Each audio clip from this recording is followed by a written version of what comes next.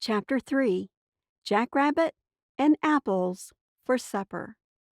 The wheat and oat fields were fast ripening in the warm June sun. It would soon be threshing time. Father did much custom threshing because he had a machine, and there were not many of them in the neighborhood. It was a busy time for everyone. Father was far away on the prairie, finishing a carpentry job while Tobe, Dan, and Jake brought in the first cutting of hay. Because 3 or 4 boys, what the Amish call young unmarried men, were coming on the train to help with threshing, Mother and Sarah were baking many pies and loaves of bread for the days ahead. Maudie and Gidley seldom had time to play any more. They ran errands, entertained Mary, dried the never-ending stream of dirty dishes, carried water, picked beans, and gathered and washed the eggs. Then, on Saturday morning, Father hitched Nellie to the wagon and drove to Buckland to meet the boys at the depot. Maudie wistfully watched him drive down their long lane and turn onto the dirt road. She wished she could have gone along.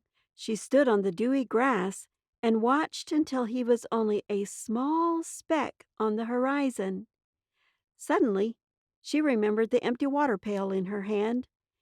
Mother had sent her to the well to draw water, and here she stood, idly watching Father. She hurried to the pump. It was nearly as tall as she. By the time the pail was filled, her arms ached from pumping. Carefully, she carried it to the house. She didn't want to get her apron wet. Whenever she spilled some, Mother would say, "Waste not, want not." The day seemed endless, even to Mother. She was anxious for the mail Father might bring. News from her sisters was scarce and very precious. Never once did Mother throw a letter away. Each one was carefully placed in the top drawer of her bureau. Sometimes Father brought surprises from town, and Maudie hoped he'd bring something today. Tobe, Dan, and Jake pulled the threshing machine out of the shed to finish getting it ready. Father had made repairs on it earlier, so all the boys needed to do was tighten bolts and belts, grease the chains and bearings, and oil moving parts. By noon, it stood gleaming in the yard. After dinner, Sarah and Maudie cleaned the kitchen, while Mother took a short nap with Mary. Gidley brought in extra water, carried out the slop, and swept the porch. After the dishes were finished and all was clean, Sarah and Maudie moved their clothes out of their bedroom and hung them behind the door in Mother and Father's room. With blankets and comforters, they made a nest on the floor in the living room for Maudie. Sarah would sleep on the couch. This would be their bedroom for the next 4 weeks, while the visitors slept in their room. Back in their bedroom, Sarah and Maudie put fresh linens on the bed and piled thick quilts and comforters on the floor for an extra bed. Now all was ready for their guests, and still Father had not returned. They wandered to the back porch, wondering what to do until chore time.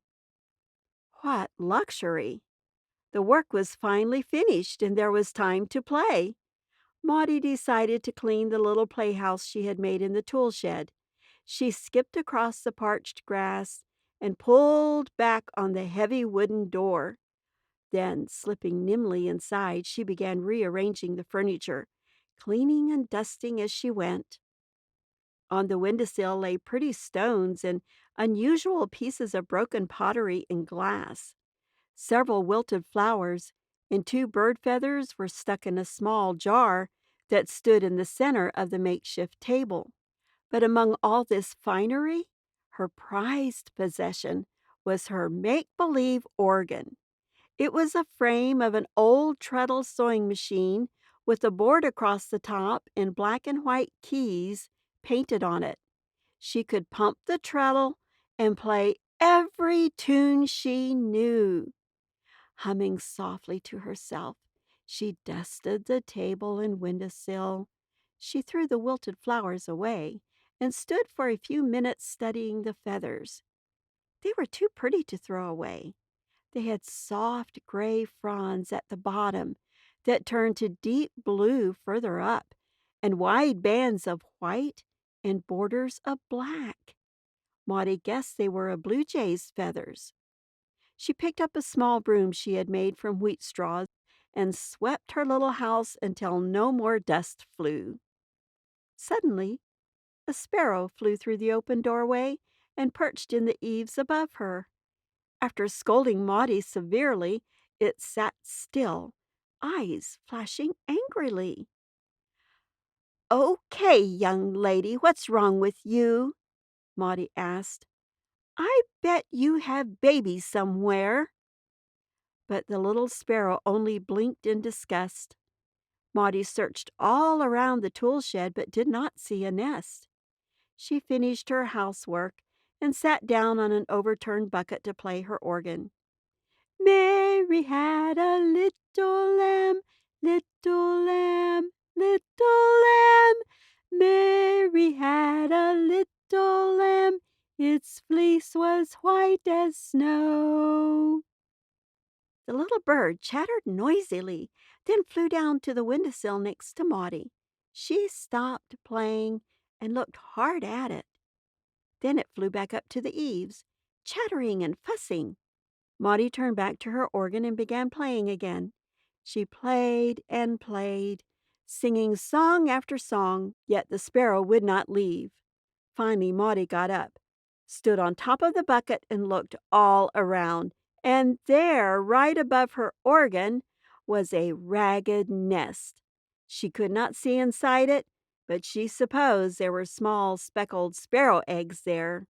"Well, you don't need to worry about me, but if you give yourself away like that when the boys are in here, you'll be in for trouble," Maudie warned her. Then, jumping off the bucket, she looked around her playhouse with satisfaction before slipping out the door again. She wandered out the lane to search for more pretty stones. Soon her pockets were bulging and heavy. Just as she turned to go back to the house, she heard a familiar voice calling to her. "Maudie!" it called pleasantly. "Maudie!" It was Mother. Maudie knew that she must be getting supper ready and wanted the children to begin the chores. Father would come home before too long, no doubt. But as Maudie neared the house, Mother's tone of voice changed. Maudie Borntrager. When Mother called her by her last name, she knew there was trouble ahead. She looked sheepishly at her. She knew what was bothering Mother, but she did not reply. "Look at your pockets." Maudie looked down and wiggled the stones with her fingers. "I want you to stop filling your pockets so full of stones, or I'm not going to put any more pockets in your dresses. Do you understand?" "Mm-hmm." Maudie nodded her head. "It seems every time I wash, I have to patch your pockets. Now, please stop." "Okay," Maudie said in a wee voice. She did not want Mother to stop putting pockets in her dresses. What would she do without them? "Now go and start the chores. Father might be back any minute now." Maudie hurried back to the shed, pushed open the heavy door, and emptied her pockets on the table. She did not bother putting them on the windowsill, but skipped out to the barn instead. Ping! Ping! Ping! Went the streams of milk into her pail. She still could not milk fast, but soon the streams of milk turned into a soft swoosh, swoosh, swoosh. By the time she finished milking Bessie, her arms ached all the way up, even above her elbows. She did not need to milk 2 cows, as the older boys and Mother did. Next, she went to help Gidley with the chickens. Together they carried a pail of corn and mash to the chicken house. Maudie opened the door and set the pail inside. Father had built the chicken house, making everything handy and comfortable. On the north wall were 2 rows of nesting boxes for the chickens to lay their eggs in. Along the other 3 walls, rails were nailed partway up for them to roost on. In the corner beside the door was a little chicken-sized door that the children opened at noon after the chickens had laid their eggs to let them run and scratch in the yard. Maudie thought Father was the best carpenter in the world, but tonight she was not thinking of Father's clever chicken house. Instead, she was wondering when he would come home and if he was bringing something for them. Absent-mindedly, she filled the egg basket. "How many eggs did you get?" Gidley asked her. "Oh, I don't know. I wasn't counting." "What's the matter? You think Father's going to bring you something?"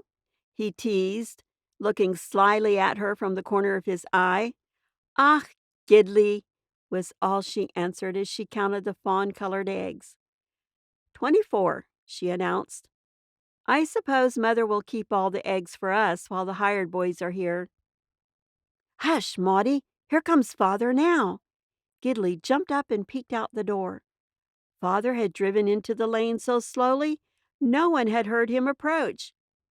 "There are 4 boys along," Gidley whispered. Sure enough, Maudie crowded close behind him to see. "They have funny haircuts," Gidley observed with only one eye peeking around the door frame. "Well, maybe they will think yours is funny too," Maudie said, as she gave his Dutch boy haircut a little jerk. "Ouch!" He jabbed his elbow into her stomach. "Quit it!" she whispered loudly, and gave him a push that sent him tumbling out the door. "Why did you do that?" he hissed as he quickly looked at the house to see if he had been noticed. Then, none too gently, he crowded her back to regain his position just inside the door. Silently, they watched as Father and the hired boys lifted boxes and suitcases off the wagon. Mother came out of the barn and walked up to them. She shook hands with the boys, then walked over to a wooden box and lifted its lid. From the shed, the children saw her pick up a bright red object and smell it. "Father brought something!" Maudie exclaimed. "Let's go see what it is." Shyly, the two walked to the house. "Well, who comes here?" Father called to them, his eyes twinkling merrily. "Come over here and meet these fellas." Maudie and Gidley shook hands with the boys as Father introduced them. They were Sam Gingrich, Perry Miller, Alabama Joe Mast, and Elmer Yoder. Then, with his shyness gone, Gidley jumped into the bed of the wagon. "What's that?" he asked, pointing to another crate of the shiny red things. "What?" Father walked over to the wagon. "Don't you know what apples are?" he asked his son in a loud, booming voice. Gidley shrugged his shoulders and picked one up. He too smelled it, as he had seen Mother do. Father took the apple from him and began shining it with his shirt tail. Suddenly he realized how deprived his children were of the comforts he had taken for granted as a child. With his pocket knife, he sliced the apple in two and handed Gidley a piece. Gidley looked at it suspiciously before handing it to Maudie. The hired boys burst out laughing. "What's the matter, Gidley? You scared?" Father asked, his belly shaking silently. "Aw, I thought Maudie might want to try it first," Gidley answered. Maudie didn't want to take the first bite either, but because everyone was watching, she bravely bit into it. It had a tart, sweet taste and was delicious. She took a second bite. "Is it good?" Gidley asked. She nodded and continued to eat the slice of apple. Gidley turned to Father and asked for another one. "There are enough for you to eat all you want," Father told the children. "Just don't make pigs of yourselves." That evening, Mother served stewed apples along with Jackrabbit hamburger, fried potatoes, and tomato gravy. There was also fresh bread and rich golden butter. When Jake passed the green porcelain bowl filled with sweet, juicy apples, he asked Mother, "If you pick an apple off a tree, does another one grow right there?" Silence fell upon the room for a few seconds before they all burst out laughing. Maudie laughed too, even though she wondered the same thing. "No, Jake," Mother answered kindly. Each apple grows at a different place. Well, I didn't know, he replied, shrugging his shoulders. He took another bite of apple, then added, They sure are good. After supper, Father showed the hired boys their room upstairs, while Maudie, Sarah, and Mother cleaned the kitchen. Gidley carried in a bucket of coal, while Jake brought in fresh water. Little Mary toddled around the kitchen following Mother. When Father came downstairs again, he picked her up, set her on his shoulders, and galloped about the house, pretending to be her horse. Ride a horsey, half a mile an hour. Tomorrow we're going to cut the wheat, so the horse has something to eat. Then we'll go bumping, bumping, bumping. And with the last bumping, he pretended to buck her off, flipping her through the air and setting her gently down in front of him. Breathlessly, she begged, Do as may, meaning do it more. So around and around they went, through the kitchen, dining room, and living room. Then they made a circle through Mother and Father's bedroom and came back through the kitchen again. Despite the work-filled days that lay ahead, everyone was in a jolly mood. But once the kitchen was clean, they all went to bed, even though it was not yet dark. Father knew that tired bodies could not work well, and Mother believed that a penny saved is a penny earned, so they did not burn oil unless absolutely necessary. Every day for the next 4 weeks, Father and the hired boys worked hard from sunup to late afternoon. Mother cooked 3 meals a day for them, while Gidley and Jake took turns carrying water to the fields. Maudie helped Mother at mealtime and did more than her usual chores at the barn. But the best part of the day was after supper when the dishes were done. Then the family gathered on the front porch with the hired boys and listened to them tell stories of their families back east. Maudie loved their quiet conversation and robust laughter. She enjoyed feeling the night steal on them and cool relief from the hot summer sun. One evening, Tobe asked Alabama Joe how he had gotten Alabama on the front of his name. Well, you see, my dad heard of a place called Bay Minette, Alabama, and thought it sounded like an interesting place to live. So we all worked hard and packed everything up, loaded it on a train, and took off.